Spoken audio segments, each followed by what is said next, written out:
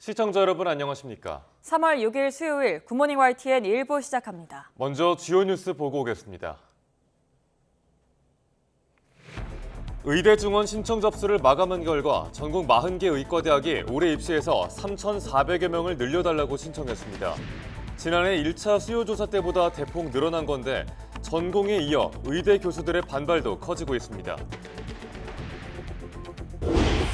YTN 여론조사에서 조국 전 법무부 장관이 창당한 신당 조국혁신당이 비례대표 선거에서 15% 득표를 기록할 것으로 예상됐습니다. 거대 양당의 공천과 관련해선 국민의힘의 공천에 대한 긍정평가가 더불어민주당보다 높았습니다. 더불어민주당이 이른바 사천 논란에 휩싸인 권영엽 전 청와대 균형인사 비서관에 대한 전략공천을 철회하고 경선을 치르기로 했습니다. 국민의힘은 박근혜 전 대통령의 최측근으로 꼽히는 유형아 변호사를 전통적 강세 지역인 대구 달서갑 후보로 공천했습니다. 몬테네그로 항소법원이 테라루나 폭락 사태 핵심 인물인 권도영 씨의 미국 인도 결정을 무효로 하고 사건을 원심으로 돌려보냈습니다. 이에 따라 권 씨가 한국으로 송환돼 국내 법원의 판단을 받을 가능성이 생겼습니다. 미국 대선 후보 경선에서 대규모 대의원이 걸린 이른바 슈퍼화요일 투표가 시작됐습니다. 이번 경선을 계기로 민주당 조 바이든 대통령과 공화당 도널드 트럼프 전 대통령의 재대결이 확정될 걸로 보입니다. 오늘도 예년보다 온화한 초봄 날씨가 이어지겠습니다. 전국이 대체로 흐린 가운데 강원도에는 산지를 중심으로 많은 눈이 내릴 전망입니다. 첫 소식입니다. 의대 증원 신청 접수를 마감한 결과 전국의 40개 의과대학이 올해 입시에서 3,400여 명을 늘려달라고 신청했습니다. 이는 지난해 실시한 1차 수요조사 때보다 많게는 1,000명 이상 늘어난 수치입니다. 중앙재난안전대책본부는 의대 증원 신청 마감 결과 서울에 있는 8개 대학이 365명, 경기 인천 5개 대학이 565명으로 수도권에서 총 930명 증원을 신청한 것으로 나타났다고 밝혔습니다. 정부의 발표 직접 들어보겠습니다.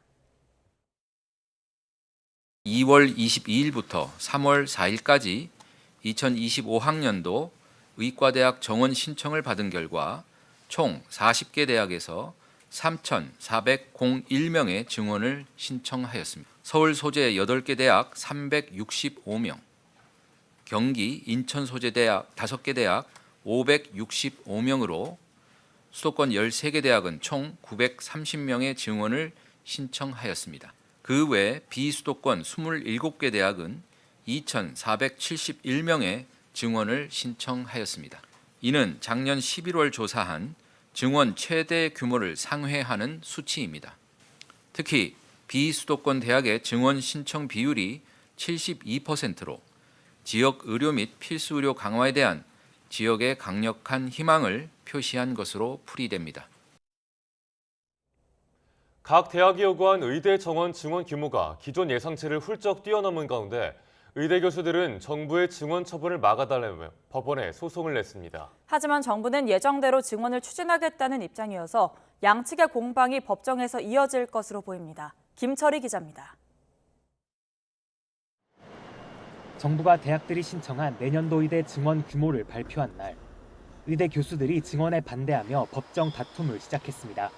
김창수 전국의과대학 교수협의회 회장 등 33개 의대 교수협의회 대표들이 서울행정법원에 증원 처분 취소 소송과 함께 집행정지 신청을 제기한 겁니다. 교수협의회는 정부의 의대 증원 정책을 헌법 원칙을 위반한 의료농단으로 규정했습니다. 그러면서 보건복지부 장관에게 대학 입학 정원을 늘릴 권한이 없어 결정 자체가 무효라고 주장했습니다. 또 복지부가 이에 당사자인 의대 교수나 전공의, 의대 학생들의 의견 수렴을 전혀 거치지 않아 헌법상 적법 절차 원칙을 어겼고 문재인 정부 시절 의사협회와 정부 사이 합의도 깨트렸다고 강조했습니다. 이번 증원 결정에 과학적 근거가 없다는 점도 지적했는데 정부가 근거로 든 보고서 내용을 제대로 공개하지 않는 걸 두고는 밀실 행정의 전형이라고 비판했습니다. 그럼에도 정부는 각 대학 신청 인원을 바탕으로 흔들림 없이 증원을 추진할 거란 입장을 재확인했습니다. 소규모 의과대학의 교육 역량 강화 필요성 등을 종합적으로 고려하여 정원 배정 절차를 신속하게 마무리할 계획입니다. 의대 증원 갈등이 결국 법정 공방으로 비화한 가운데 이르면 다음 주부터 소송전이 본격화할 것으로 보입니다. YTN 김철입니다. 정부의 의대 정원 수요 조사 마감 이후 의대 교수들의 반발도 이어지고 있습니다. 대학 본부와 의과대학의 갈등이 커지는 상황에서 교수들은 전공의에 이어 학생들까지 본래 자리로 돌아오지 못할 수 있다며 우려를 나타냈습니다. 보도에 홍성욱 기자입니다. 삭발식을 강행한 강원대학교 의대 교수들. 정부의 일방적인 의대 정원 확대 추진에 반대했습니다. 앞서 강원대학교는 교육부 의대 증원 관련 수요 조사에서 기존 49명인 정원을 140명으로 늘려달라고 요청했습니다. 교수들은 지난주 교수회의에서 77%가 증원 신청을 거부한다는 의견을 표명했지만 대학이 이를 무시했다고 주장했습니다. 정부와 대학 본부의 일방적인 증원 계획이 구성원 뜻을 전혀 고려하지 않았다는 겁니다. 지역의 필수 의료나 이런 걸 담당할 의사가 얼마가 부족한지 이런 것들에 대한 데이터가 있고 그걸 근거로 너네는 얼마 정도 해야 될 것 같다. 그거를 각 대학에 일단 알려주고 그러면 각 대학에서 그걸 바탕으로 정부의 의대 정원 수요 조사 마감 이후 전국 의대 교수들이 반발하고 있습니다.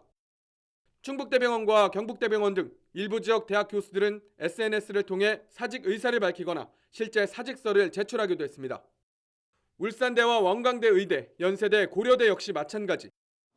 교수들의 겸직 해제 요청과 보직 사임 등이 이어지고 있습니다. 교수들이 우려하는 건 학생들과 전공의들이 다시 돌아오지 못할 수 있다는 것. 병원마다 진료와 수술에 심각한 차질이 빚어지고 있는 상황에서 대학에서조차 집단 휴학과 개강 연기가 현실이 되고 있다는 겁니다.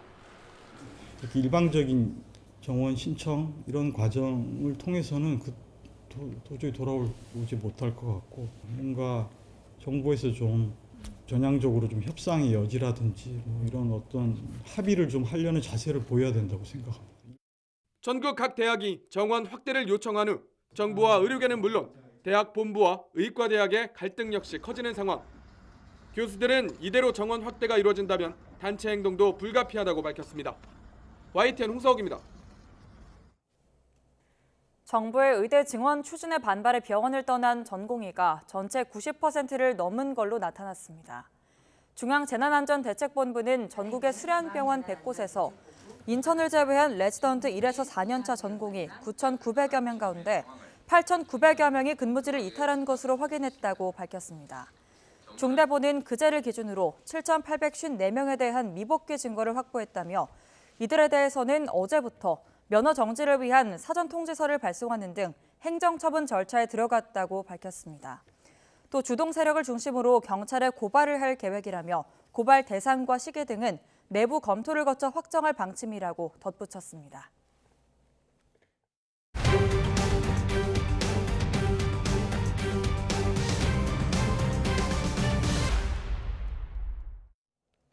오는 4월 총선을 앞두고 YTN이 정기 여론조사로 민심을 읽어보는 시간입니다. 조국 전 법무부 장관이 창당한 신당이 비례대표 선거에서 득표율 15%를 기록할 걸로 나타났습니다. 특히 더불어민주당 지역구 후보에게 표를 주겠다는 유권자의 31%가 이른바 조국 신당 지지 의사를 밝혔습니다. 먼저 이종원 기자의 보도입니다. 어느 정당을 지지하는지 YTN이 전국 만 18세 이상 유권자 1,004명에게 물었습니다. 국민의힘 36%, 더불어민주당 39%, 오차 범위 안으로 나타난 가운데 조국 전 장관의 신당이 4%, 개혁신당 2%, 녹색정의당과 새로운미래가 1%씩이었습니다. 지역구 선거에서 어떤 정당 후보에게 표를 줄지 물었더니 국민의힘 35%, 민주당 39%로 당 지지율과 비슷했습니다. 개혁신당은 3%였습니다. 민주당과 별도로 비례대표 후보를 내기로 한 조국 신당의 영향력을 살펴봤습니다. 국민의힘 비례위성정당인 국민의 미래는 30%, 민주당이 추진하는 통합비례정당은 21%를 득표할 거로 나타났습니다. 조국 신당은 15%, 개혁신당 4%, 녹색정의당과 새로운미래 2%씩이었습니다. 지역구에서 국민의힘을 찍겠다는 유권자 81%는 국민의 미래에 투표하겠다고 했지만 민주당에 표를 주겠다는 유권자 가운데 절반만 민주당 계열 비례정당에 투표하겠다고 했고 조국 신당을 찍겠다는 유권자가 30%를 넘었습니다. 조국 신당 지지도는 20대와 30대에서는 낮은 것으로 나타났고 투표 의향도 2030 세대에선 상대적으로 적었습니다. 하지만 40대와 50대에서는 20%대의 표를 얻을 것으로 집계됐습니다. 이낙연 공동대표가 광주 출마를 선언하며 호남 중심의 선거 전략을 고심하는 새로운 미래는 호남 지지율이 1%에 그쳤습니다. YTN 이종원입니다. 이번 여론조사에선 총선을 한 달여 앞둔 상황에서 여야 양당의 공천 과정을 어떻게 바라보는지도 조사했습니다. 국민의힘 공천을 긍정적으로 바라보는 유권자는 44%로 더불어민주당의 공천이 긍정적이라는 33%보다 많은 걸로 나타났습니다. 이어서 조성호 기자입니다. 거대 양당의 4월 총선 후보자 선정 과정을 유권자들이 어떻게 보는지 알아봤습니다. 먼저 국민의힘 공천을 긍정적으로 본다는 답변은 44%로 부정적이란 37%보다 많았습니다. 국민의힘 지지층에선 긍정평가가 84%, 민주당 지지층은 17%였습니다. 민주당 공천에 대해 긍정적이란 유권자는 33%로 부정적으로 보는 응답자 50%보다 적었습니다. 국민의힘 지지층에선 부정적이란 답변이 78%였는데 민주당 지지층에서도 부정적으로 보는 여론은 26%였습니다. 총선 결과를 놓고는 여당이 더 많은 의석을 얻을 거란 전망이 2주 전보다 3%포인트 오른 29%, 민주당은 3%포인트 낮아진 28%로 양당 격차가 줄었고 비슷할 거란 전망은 28%였습니다. 민주당 공천 과정에서 탈락한 비이재명계 의원들의 반발이 잇따르는 상황. 이들의 거취와 관련한 의견을 알아봤더니 민주당에 남아야 한다 29%, 떠나야 한다는 의견이 54%로 더 많았습니다. 국민의힘 지지층에선 떠나란 유권자가 79%로 지배적이었는데 민주당 지지층에선 남아라 49%, 떠나라 40%로 의견이 분분했습니다. 개혁신당이 김종인 공관위원장을 영입한 것이 선거에 긍정적 영향을 줄 거란 전망은 29%로 낮았습니다. 다만 다른 정당 지지층과 달리 개혁신당 지지층에선 긍정적인 영향을 기대하는 여론이 높게 나타났습니다. 의과대학 정원 확대 정책에 반발해 장기화 조짐을 보이는 전공의들의 집단 행동에 대해선 유권자 상당수가 부정적으로 보는 걸로 집계됐습니다. 이에 대해 강경 대응 기조를 이어가는 윤석열 대통령의 국정운영 지지도는 38%로 상승세를 보였습니다.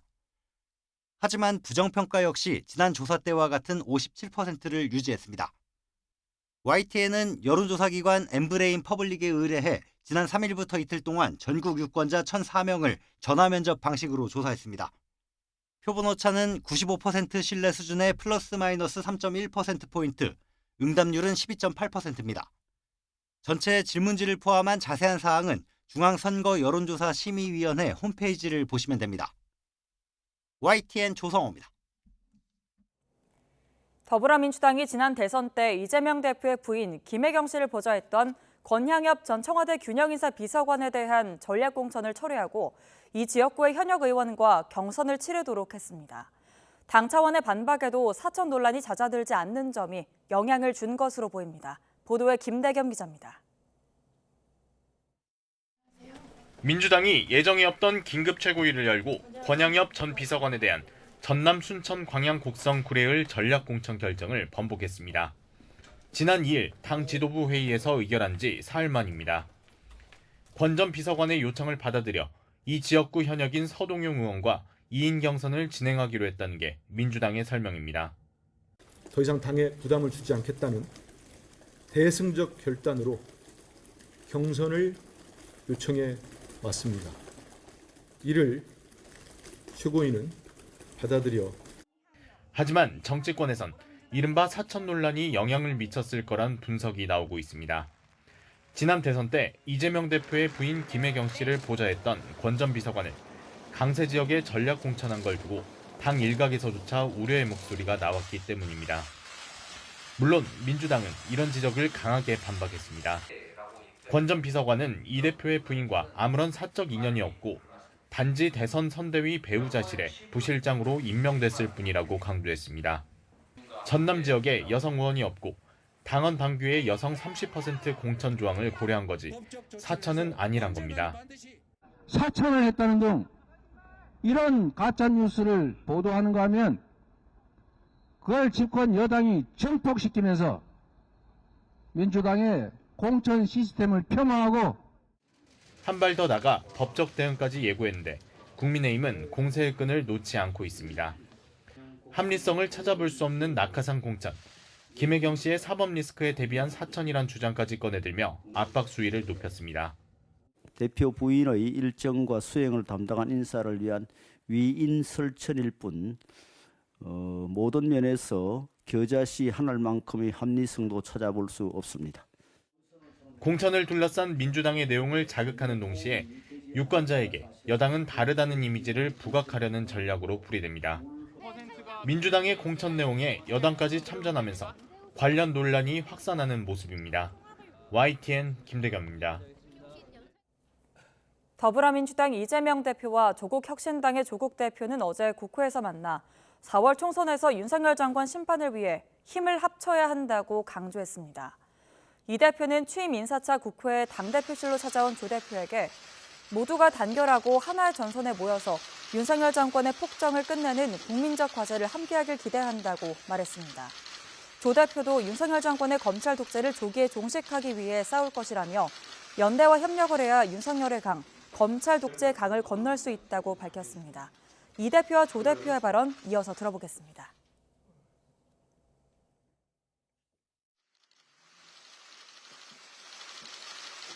민주당과 조국혁신당은 현재 대한민국의 질곡을 함께 헤쳐나갈 동지라고 생각합니다. 담대한 캠페인을 하면서 범민주 진보 유권자들을 모두 투표장으로 나오게 하겠습니다.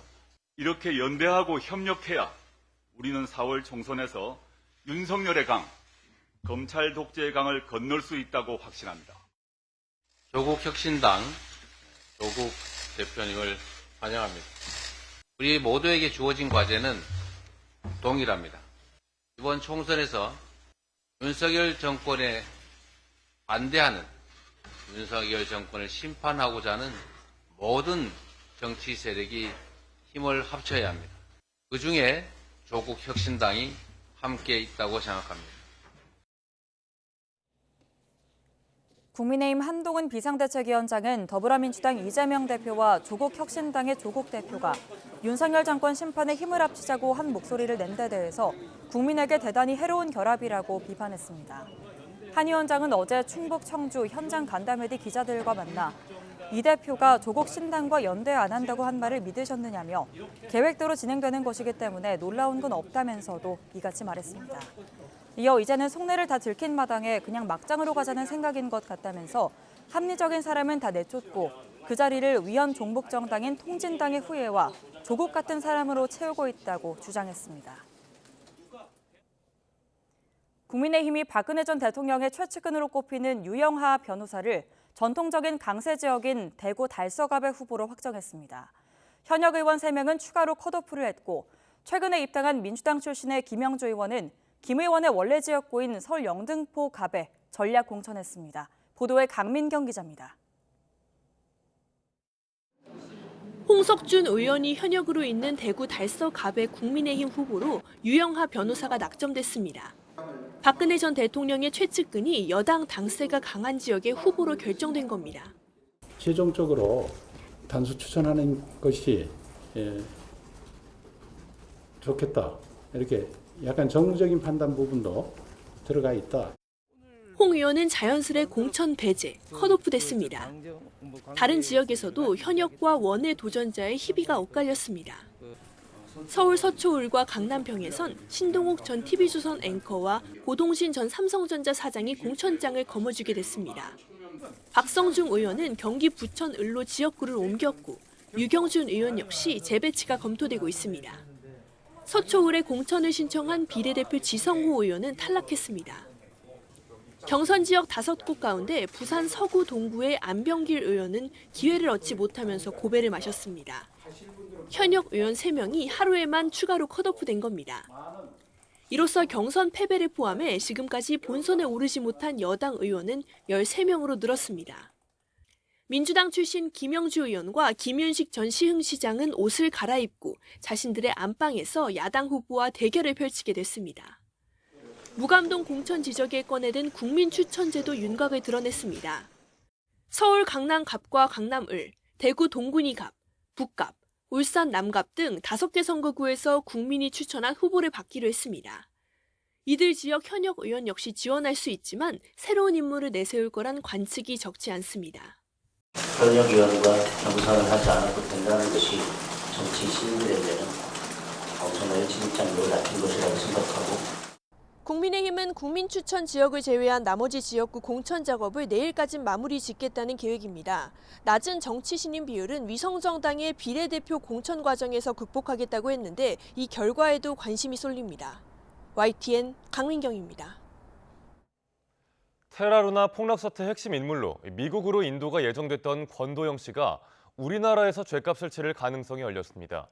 몬테네그로 항소 법원은 권 씨의 미국행 결정을 무효로 하고 인도국을 다시 정하라고 결정했습니다. 부장원 기자가 보도합니다. 몬테네그로 항소법원은 현지 시각 5일 테라폼레스 창립자인 권도영 씨의 항소를 받아들였다고 홈페이지를 통해 밝혔습니다. 지난달 21일 포드고리차 고등법원이 내린 미국 인도 결정을 깨고 사건을 다시 심리하라고 돌려보낸 겁니다. 권 씨에 대한 범죄인 인도 승인이 파기환송된 건 지난해 11월과 지난 2월에 이어 벌써 3번째입니다. 이번 결정에는 미국과 한국 가운데 어느 나라가 먼저 정식으로 권 씨에 대한 범죄인 인도 요청을 했는지가 쟁점이 됐습니다.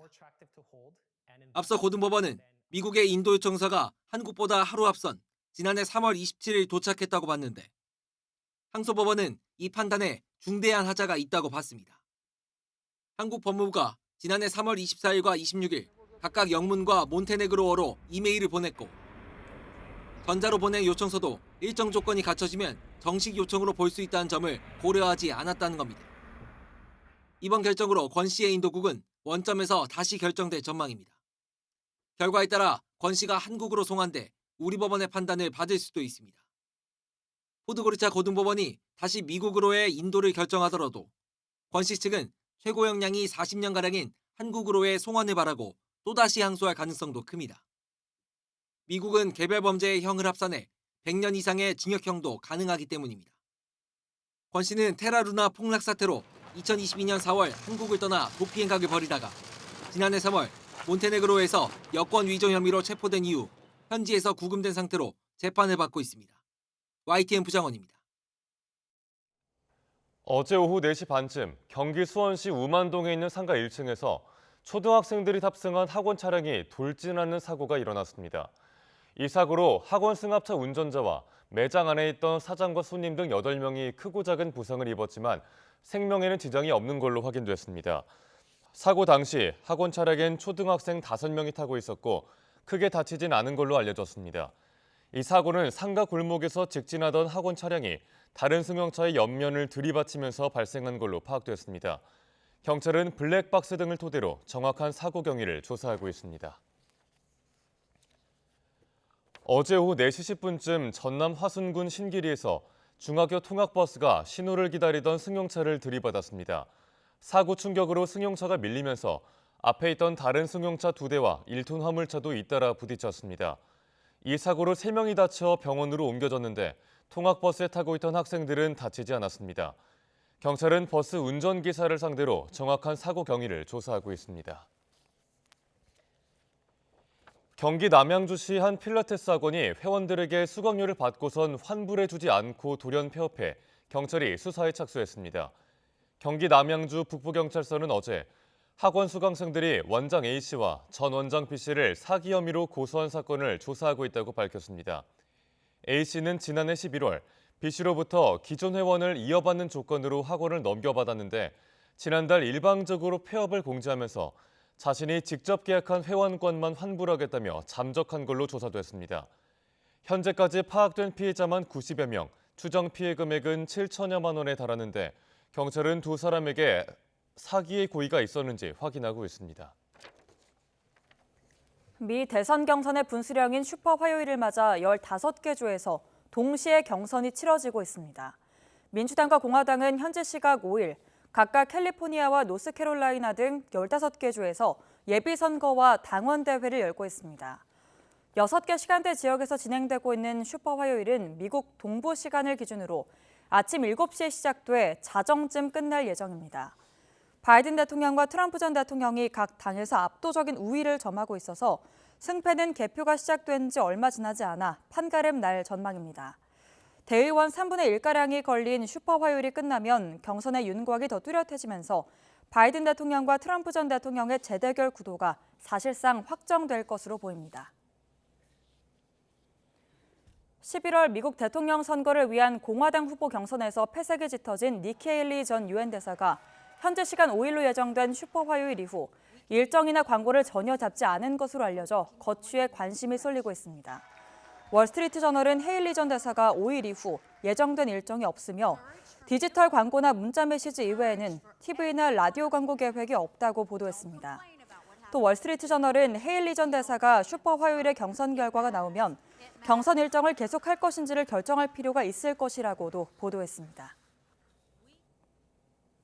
주한미군 주둔 비용은 한국과 미국이 나눠서 부담을 하고 있는데요. 2026년부터 적용될 방위비 분담금을 논의할 협상 대표를 한미 두 나라가 동시에 임명했습니다. 조만간 협상이 시작될 것으로 보이는데 이렇게 이례적으로 이른 협상 착수는 올해 미 대선 결과에 따른 변수를 줄이려는 의도로 풀이되고 있습니다. 신현준 기자가 전해드립니다. 한미 양국이 제12차 한미 방위비 분담 특별협정을 협상할 대표를 임명했습니다. 우리 측에서는 이태우 전 주 시드니 총영사가 협상단을 이끌게 됩니다.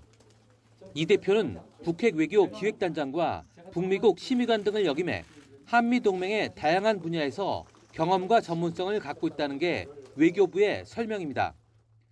미국 측에선 린다 스페크 선임 고문 겸 수석 협상가가 대표가 됐습니다. 스페크 고문은 30년 이상 경력의 베테랑 외교관으로 미 국무부와 전 세계 미국 대사관에서 정치와 군사, 경제 분야 주요 직책을 맡았습니다. 앞으로 있을 협상을 통해 한미연합 방위태세의 중요한 축인 주한미군의 안정적 주둔 여건을 마련하는 데 있어 합리적 수준의 방위비 분담이 이루어지도록 최선의 노력을 기울이겠습니다. 한미 양국은 조만간 내후년부터 적용할 방위비 협상을 시작할 것으로 보입니다. 특히 종료 기한을 1년 10개월, 2년 가까이 남겨둔 시점에서 서둘러 재협상에 나선 건 이례적입니다. 일부에서는 오는 11월 미국 대선에서 도널드 트럼프 전 대통령의 재선 가능성을 염두에 둔 것이란 해석이 나옵니다. 트럼프 전 대통령은 대통령 당시 한미 대표가 합의한 방위비 분담금 13.9% 인상한 승인을 거부하고 기존의 5배가 넘는 5조 원대의 분담금을 요구해 파행을 빚기도 했습니다. 따라서 북한의 핵미사일 도발 위협이 나날이 높아지는 상황에서 한미 양국이 안보동맹의 굳건한 틀을 서둘러 제도하는 게 필요하다는데 의견이 일치한 것으로 보입니다. 11월 대선 결과 이후에 변화가 온다 하더라도 동맹 자체의 훼손을 막기 위한 그런 작업들을 하고 있다고 생각이 되고요. 대표적인 게 핵협의 그룹을 통해서 확장 억제 제도하고 또 하나는 방위비 분담이 되겠죠. 하지만 방위비 협상이 마무리된다 해도 트럼프가 등장하면 주한미군 재배치 카드를 꺼내거나 전략자산 전개나 한미연합훈련 등에 대한 비용을 추가로 요구할 수 있어 불씨는 여전할 것으로 보입니다. YTN 신현주입니다. 북한이 한미연합훈련이 시작된 이후 처음으로 반발 성명을 내놨습니다. 북한 국방성은 대변인 담화를 통해 응분의 대가를 치를 것이라고 위협한 뒤 군사활동을 계속해 나갈 것이라고도 밝혔습니다. 김문경 기자가 보도합니다. 한미연합훈련이 시작된 이후 북한이 첫 담화를 내놨습니다. 북한 국방성은 먼저 한미가 도발적인 합동 군사연습을 시작했다며 무분별한 군사연습을 강력히 규탄한다고 밝혔습니다. 그러면서 한반도는 한 점의 불꽃으로도 핵전쟁을 일으킬 수 있는 지역이라며 응분의 대가를 치를 것이라고 위협했습니다. 또 군사활동을 계속해 나갈 것이라고 밝혀 미사일과 군사정찰위성 등의 도발을 이어가겠다는 뜻을 내비쳤습니다. 하지만 북러 군사협력 때문에 수위 조절을 할 수 있다는 관측도 제기됩니다.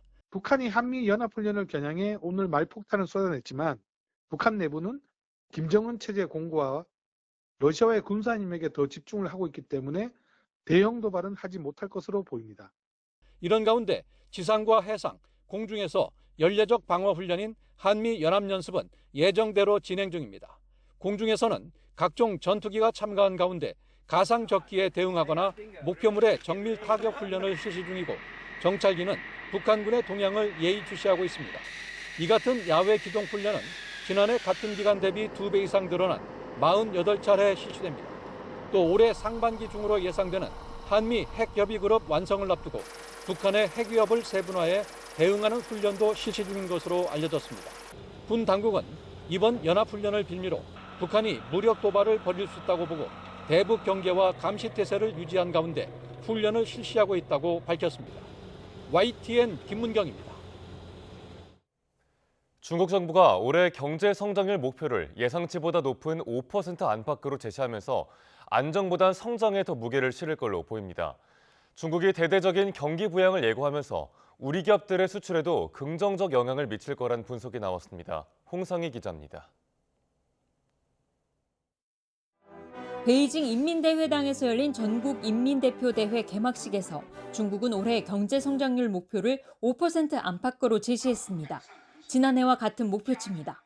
今年发展的主要预期目标是国内生产总值增长 5% 左右，城镇新增就业 1,200万人以上。 지난 1991년 제시했던 경제 성장률 목표 4.5% 이후 가장 낮은 수준이지만 해외 경제 분석 기관들의 전망치보단 높습니다. 부동산 침체 장기화와 외국 기업의 탈중국 심화, 디플레이션까지 우려되는 상황에서 중국이 공격적인 목표를 제시한 속내는 무엇일까? 한국무역협회는 중국 정부가 코로나19 이후 2년 동안 최우선시했던 안정에서 성장으로 경제정책의 방향을 튼 것이라고 분석했습니다. 설립 후파, 그다음에 이진 초곤 이 두 가지가 등장을 했습니다. 그만큼 성장 속에서 안정을 추구하겠다. 그리고 새로운 것을 이제 확립한 후에 그다음 기존 것을 타파하겠다. 올해 중국 경제정책 6대 키워드는 새로운 질적 생산력 제고와 투자 소비의 활성화, 청년 고용 안정화 등으로 분석했습니다. 특히 지난해 6월 21%대까지 치솟았던 청년 실업률 극복이 가장 큰 숙제로 1,200만 명의 신규 고용 목표를 달성하려면 5% 안팎의 성장률을 유지해야 합니다. 중국이 경기 부양과 과학기술 혁신을 강조하면서 우리 기업의 수출에 긍정적인 영향이 미칠 것이라는 분석도 나왔습니다. 이제 AI가 있겠고, 그다음에 첨단 반도체, 첨단 제조업, 그다음에 저고도 경제, 항공우주 등등이 있습니다. 고급 중간재를 공급할 수 있다면 이제 저희 기업들 한중간 이런 경제 협력에 좀 도움이 되지 않을까. 5%대 성장을 위해 중국 정부가 모든 정책 수단을 총동원할 것으로 예상되는 가운데 중국의 변화를 수출 기회로 만들 협력 방안 모색이 요구되고 있습니다. YTN 홍상입니다. 신규 아파트 분양가가 갈수록 오르는 가운데 전국 아파트의 분양권 거래가 2달 연속 늘었습니다. 부동산 정보 제공업체 부동산 R114는 올해 1월 전국 아파트 분양권 거래량이 3,708건으로 지난해 12월 이후 2달째 증가세를 보였다고 밝혔습니다.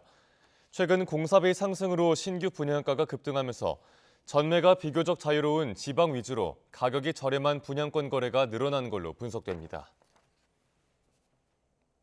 청년층의 주거 부담 완화를 위해 정부가 뉴홈 청년주택 공급 계획 등에 따라 올해 11만 가구 규모 주택을 공급합니다.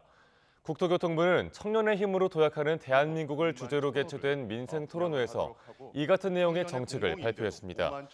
국토부는 우선 청년 특별 공급 등을 통해 청년층에게 공공 분양으로 뉴홈 6만 1,000가구를 올해 공급할 예정입니다. 국토부는 또 수도권과 교통이 편리한 곳 등 우수한 입지를 중심으로 청년층 공공임대 5만 1,000가구도 연내에 공급한다는 계획입니다.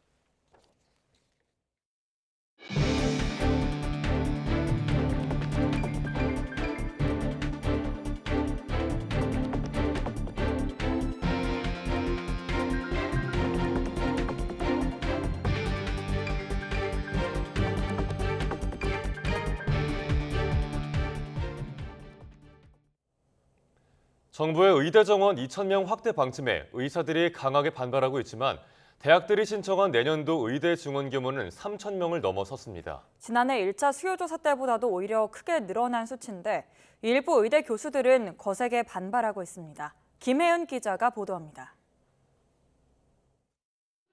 올해 입시에 적용할 의대 증원 신청 마감 결과는 3,401명. 예상치를 크게 웃도는 수치로 정부 증원 계획보다도 훨씬 많습니다. 의대 학장들의 반대가 있었지만 오히려 지난해 1차 수요조사 때 최고치인 2,800여 명보다도 많이 신청한 겁니다. 서울의 8개 대학이 365명, 경기, 인천 5개 대학이 565명으로 서울이 상대적으로 적게 신청했습니다. 나머지 27개 대학 신청 규모는 모두 2,400여 명, 전체의 72%는 비수도권에서 요구한 겁니다. 정원이 적은 이른바 미니 의대를 중심으로 2배에서 많게는 5배까지 증원을 신청했기 때문입니다. 이번이 기회라고 본 학교 측의 판단과 신청한 대학에만 늘어난 정원을 배정하겠다는 정부의 강경책이 맞아떨어진 것으로 풀이됩니다. 이번에 한 것이 이제 본조사죠. 지난번에 한 것은 약간 예비조사의 성격인 것이고, 그래서 아마 더 신중한 검토와 논의들을 통해서 결정을 했을 것이라고 판단이 됩니다. 하지만 정원 신청 연기를 요구했던 일부 의과대학들은 거세게 반발하고 있습니다. 강원대 의대학장 등은 삭발을 감행하면서 수요조사 총합이 증원의 근거가 되고 있다고 비판했습니다. 대학본부 측에 여러 차례에 걸쳐서 전달하고 호소도 했는데 의대 정원 증원을 교육부에 요청한 대학본부에 강력하게 항의하기 위해서 현재로 살 수 있는 게 삭발식밖에 없어서 한 대학병원 교수는 공개적으로 사직서를 내면서 정원에 5배를 적어낸 모교 총장의 의견을 듣자니 동료들이 다시 돌아올 길이 요원하다는 생각이 든다고 비판했습니다. 정부는 의대 측에서 지적하는 교육의 질 저하 문제에 대해선 정부와 대학 측의 투자로 해결할 수 있다고 보고 있습니다.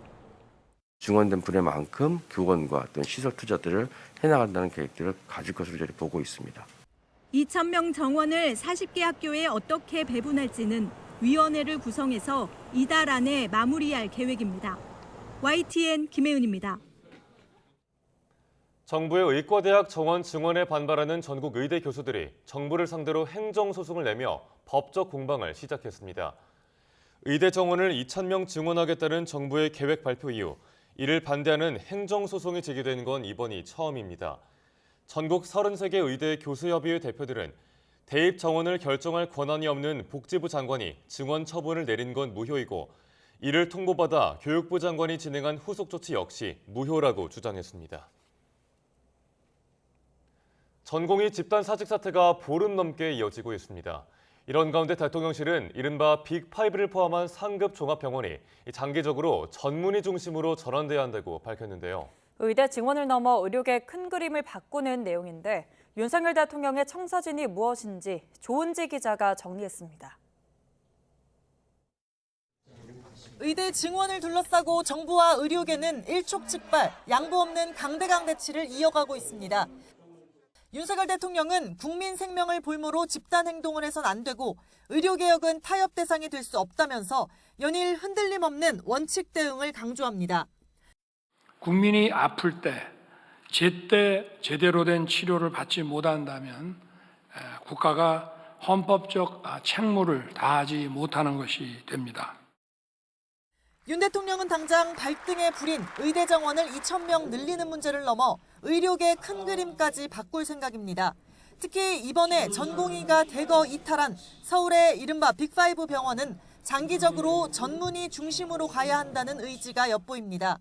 대통령실 관계자는 YTN에 47개 상급 종합병원이 수련을 명목으로 저임금, 고노동 전공의들을 활용해 수익을 극대화한다고 지적했습니다.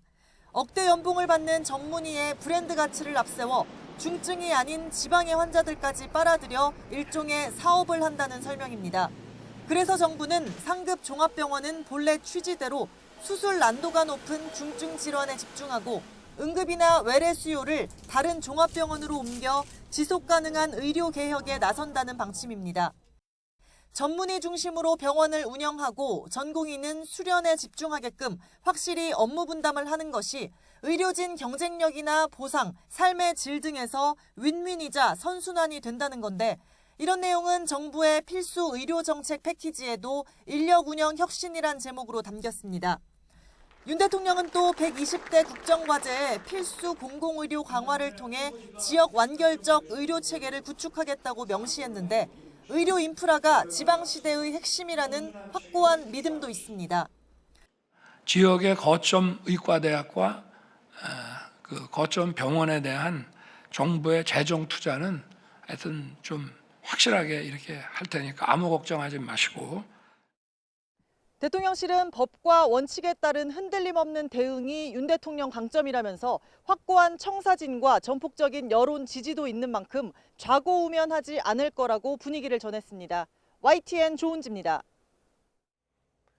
국민의힘 한동훈 비상대책위원장은 격전지를 중심으로 전국 순회 일정을 소화하고 있습니다. 특히 부동층, 즉 스윙부터 표심 잡기에 공을 들이는 모습입니다. 임성재 기자가 현장 취재했습니다. 전날 충남 천안을 방문한 한동훈 비대위원장이 이번에는 충북 청주를 찾았습니다. 충청에 치우치지 않는 표심을 강조하며 4월 총선에서 그 마음을 얻고 싶다고 호소했습니다. 충청은 치우치지 않는 마음을 가지고 정확하게 정책의 당구를 끌어보는 그런 민심을 가지고 있는 곳이죠. 그러니까 저희가 딱 그 마음으로, 치우치지 않은 마음으로 좋은 정치를 하겠다는 생각으로. 중원의 성패가 전체 선거 판도에 적잖은 영향을 미칠 수 있다는 판단이 깔린 거로 보입니다. 청주와의 유대감을 부각하며 지역 내 선거구 4곳의 여당 후보에 대한 지지를 요청했습니다. 합격 끝날 때마다 이 무심천을 건너와서 여기서 떡볶이를 먹었습니다. 그리고 우리 국민의힘은 여기 청주 시민의 사랑을 받고 싶습니다. 더불어민주당을 겨냥한 공세도 빼놓지 않았습니다. 이재명 대표의 사천 논란 등 제1야당의 공천 파열음을 파고들며 차별화에 나섰습니다. 각자 당마다 조금 사랑을 더 많이 받았던 지역들이 있어요. 그럼 그런 지역을 이재명 대표의 민주당은 자기 사람 꽂기에 쓰고 있죠. 제가 이끄는 국민의힘은 그게 아니라 이걸 그렇게 쓰지 않겠다는 겁니다. 한동훈 위원장은 충청권에 이어 이번 주 경기 수원과 성남 용인을 차례로 방문합니다.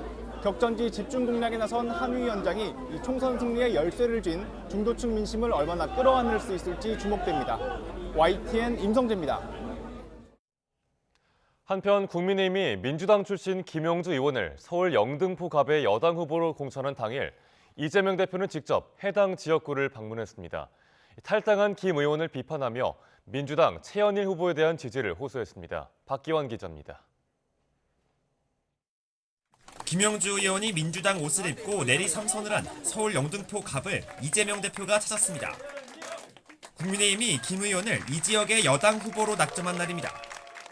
영등포 구청장을 지낸 최현일 후보를 치켜 세우며 바로 맞불을 놨습니다. 최현일 후보 워낙 영등포 구정도 아주 잘 하셨죠? 사실 저희가 단수로 추천을 안 해도 경선에도 너끈하게 원래 이기는 건데 맞습니다.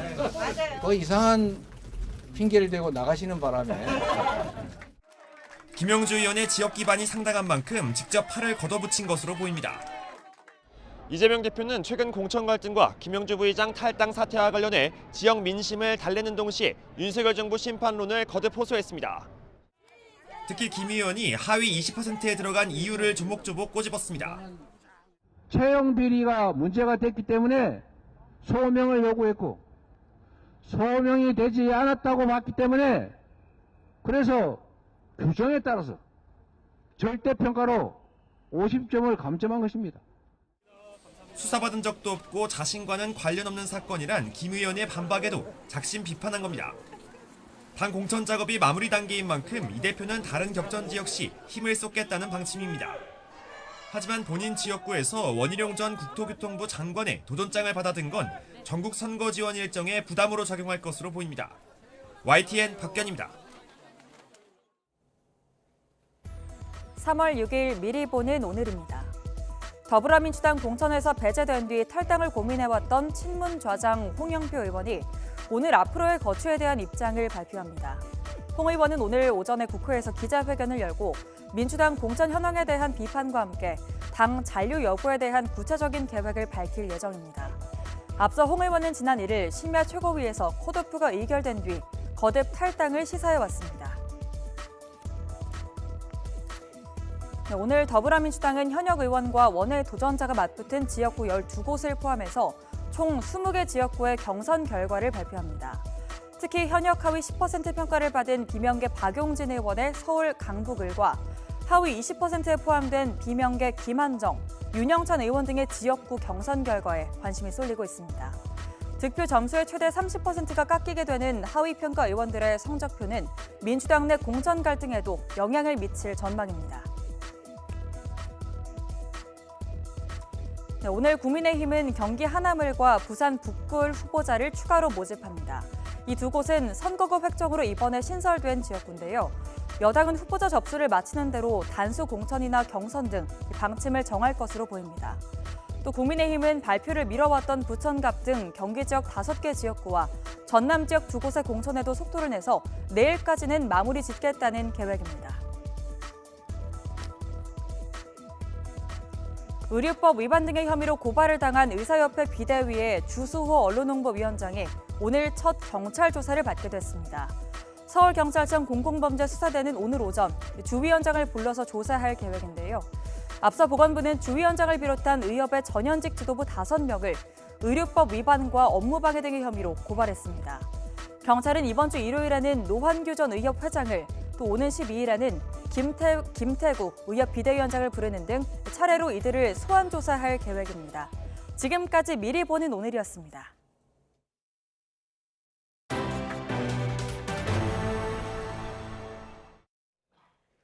중국과 필리핀이 영유권 분쟁을 벌이고 있는 남중국해에서 함정 충돌 사건이 또 벌어졌습니다. 두 나라는 각각 상대방이 불법을 저질렀다며 맹비난했습니다. 류재복 기자의 보도입니다. 남중국해 스트레틀린 군도 해상, 함정 두 척이 다가서더니 그대로 부딪힙니다. 한 척은 필리핀 함정, 또 하나는 중국 해안경비대 선박입니다. 중국 선박의 도발에 필리핀 함정 선원들이 당황합니다. 충돌 뒤 중국 선박들은 일제히 물대포를 쏘며 필리핀 함정을 공격합니다. 필리핀 해경은 함정 앞유리가 깨지고 선원 4명이 다쳤다고 밝혔습니다. 중국은 필리핀 선박이 중국 수역을 불법으로 진입해 조치했다고 맞받아쳤습니다. 中国海警依法对非方船只采取必要管制措施，现场操作专业克制、合理合法。 중국은 남중국해의 U자 형태로 9개 선을 긋고 그 한 90%가 중국 영해라 주장하고 있습니다. 필리핀은 소송을 내서 중국 영유권 주장은 국제법상 근거 없다는 판결을 받았습니다. 하지만 중국은 여전히 뜻을 굽히지 않고 있습니다. It is unfortunate that despite the clarity provided by international law, provocative, unilateral, and illegal actions continue to infringe upon our sovereignty. 중국은 지난해 8월과 11월, 12월에도 필리핀 선박을 향해 물대포를 쏘는 등 주변국과 끊임없이 마찰을 빚고 있습니다. YTN 유재복입니다. 한반도 선사문화의 정서로 꼽히는 울산 반구천 일대 암각화가 유네스코 세계유산 등재를 위한 본격적인 심사 절차에 들어갑니다. 문화재청은 올해 1월 제출한 반구천의 암각화의 세계유산 등재 신청서가 세계유산센터의 완성도 검사를 통과했다고 밝혔습니다. 완성도 검사는 세계유산 등재 신청서가 형식 요건을 충족했는지 살펴보는 과정으로 이 검사를 통과하면 본격적인 등재 심사 절차가 이루어집니다. 앞으로 자문기구인 국제기념물유적협의회 서류심사와 현장실사, 또 종합토론심사 등을 거쳐 최종 등재 여부는 내년 7월쯤 열릴 제47차 세계유산위원회에서 결정될 예정입니다. 세계유산 등재에 도전하는 반구천의 암각화는 현재 국보로 지정된 울주 천전리 명문고 암각화와 울주 대곡리 반구대 암각화를 포함한 유산입니다. 현재 서울은 구름만 많은 날씨가 이어지고 있지만 동해안을 중심으로는 여전히 눈비구름이 자리하고 있습니다. 특히 강원 산간에는 대설특보도 발령 중인데요. 이 지역은 내일까지 최고 8cm의 많은 눈이 더 내리겠고요. 오늘 오후에는 강원과 충청 이남 곳곳에도 비나 눈이 내리겠습니다. 오늘 비와 눈이 내리는 지역에서는 빙판길과 도로 살얼음에 주의하셔야겠고요. 또 해안가를 중심으로는 바람이 강하게 불겠고 너울성 파도도 높게 일겠습니다. 오늘 아침 중부지방은 어제보다 낮은 기온으로 출발하고 있습니다. 현재 서울 기온은 2.8도, 춘천 0.2도를 나타내고 있습니다. 한낮에는 어제와 비슷하거나 조금 높아 온화하겠습니다. 서울 11도, 대전 11도, 광주 14도가 예상됩니다. 내일은 전국 곳곳에 비나 눈이 내리겠습니다. 특히 강원 내륙에도 많은 눈이 내릴 것으로 보여 대비가 필요하겠습니다. 날씨였습니다. 굿모닝 YTN 1부 마칩니다. 잠시 후 2부가 이어집니다. 함께해 주신 여러분 고맙습니다.